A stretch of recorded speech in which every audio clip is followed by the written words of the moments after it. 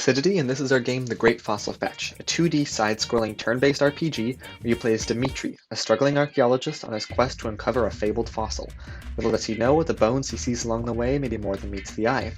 So we jump right into our game with a tutorial which explains the basics: movement, enemies, fossils, and how to equip said fossils. Directly after our tutorial ends, we run into two of the fossils. If we open up our inventory, we can equip them. Your equipped fossils are shown in your status page, your inventory page, and your library, which shows all the fossils that you've ever collected. Now we get into our first battle and we open up our battle tutorial. This explains the 3 different abilities you can use: attack, defend, and fossil. It also explains our affinity system, which is an integral part of our game.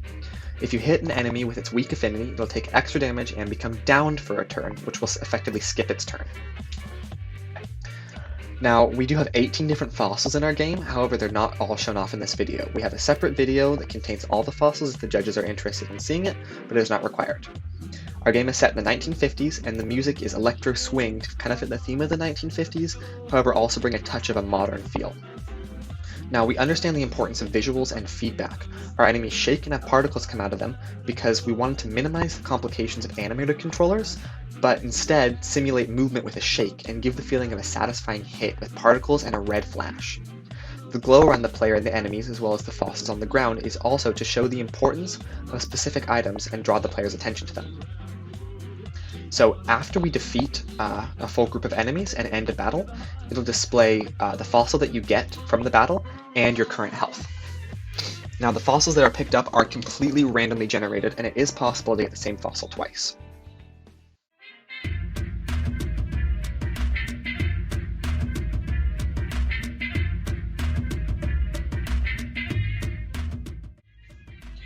Our UI is made to fit the time frame of the 1950s.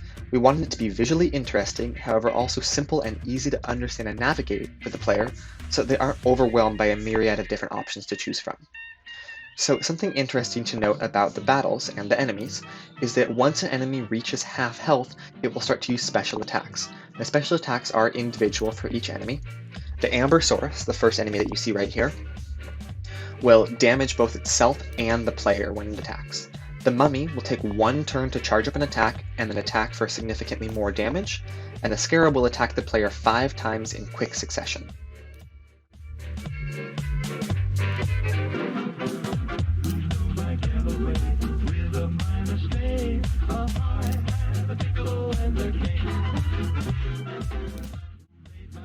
Now, as you might have noticed, every single time you use a fossil attack, the durability goes down. When a durability of a fossil reaches 0, it'll be deleted from both your fossil inventory and your battle fossil inventory. And in your fossil inventory, it'll appear as broken, and you will no longer be able to equip it. However, if you'd like to go back and see all the different fossils that you have, not broken, those will be located in the library.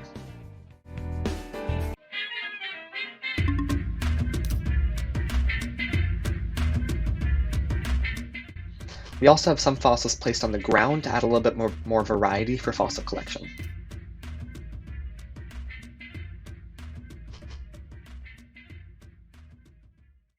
Now, our game does have 3 separate levels, however we're not going to be showcasing every single one of them because that would take entirely too long. We are instead going to be showcasing the entire first level and then only the second and third bosses.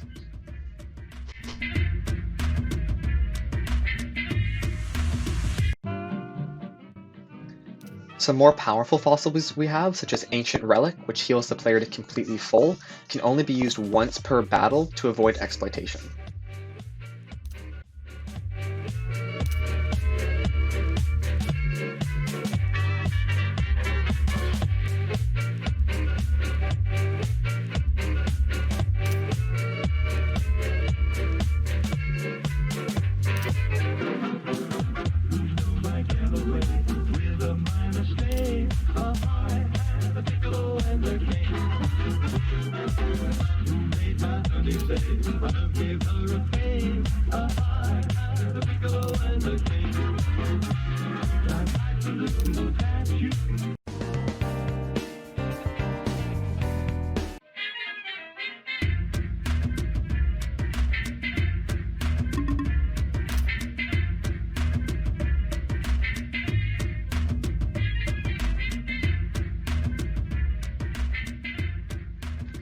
Here we've reached our first boss, Professor Index, a rival archaeologist who's also on the quest to find the famed fossil for research purposes.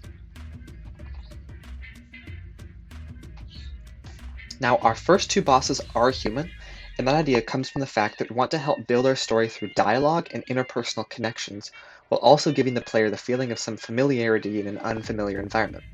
We have a consistent lighting around the bosses because we wanted to make sure that the player knows the bosses are on the same level of intelligence and the same scale as Dimitri, instead of only the flashes which happen in the other enemies when they attack or get hit. Now, bosses also have special abilities that they use, and when they're defeated, they drop specific abilities.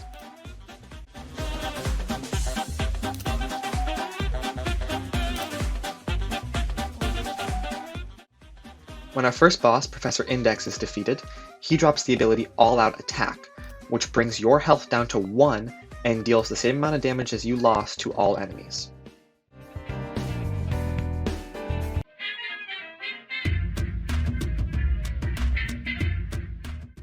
Now, as I said before, we're skipping level 2 and we're moving on to the second boss, Panama. Panama is also a rival archaeologist who has connections with the professor.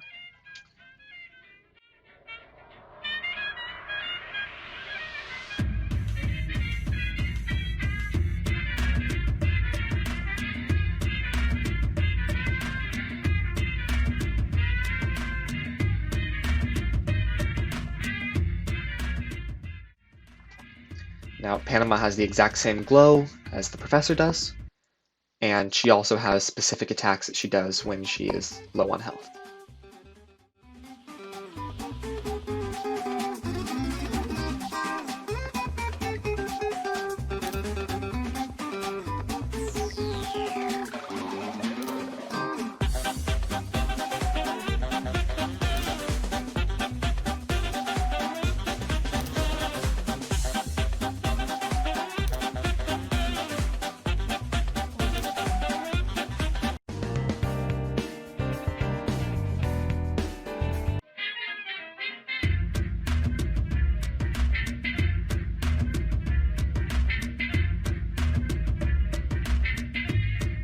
Now, moving on to our final level, we encounter the final boss, the fabled fossil that Professor Dimitri's been looking for this entire time. So something interesting to note about all of the bosses is while they do have an assigned affinity, Soma, the green hand, they do not actually have the ability to become downed because we didn't want the player to take advantage of that and effectively lock the enemy in a state of not being able to attack.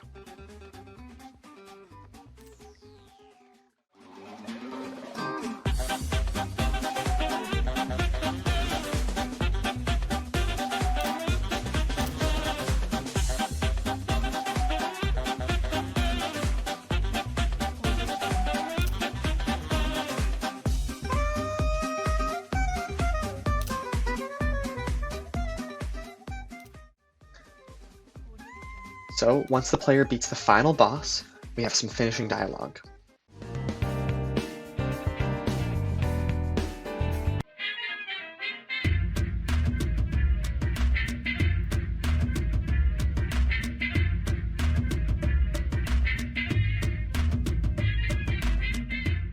And this is where part of our title comes in. Dimitri names his dinosaur the Dimitrosaurus. Here we see Dr. William P. Dimitri and his dino. Moving on to our credits, we start off with our programmers. Here are all of our roles. Then we have Olivia Noland, our primary animator, character designer, and background artist. Then Tristan Favard, our UI designer, programmer, artist, sound programmer, dialogue tutorial programmer, and level designer. Then we have all of our sound credits, and the credits for the fonts that we used are located in the description of our game.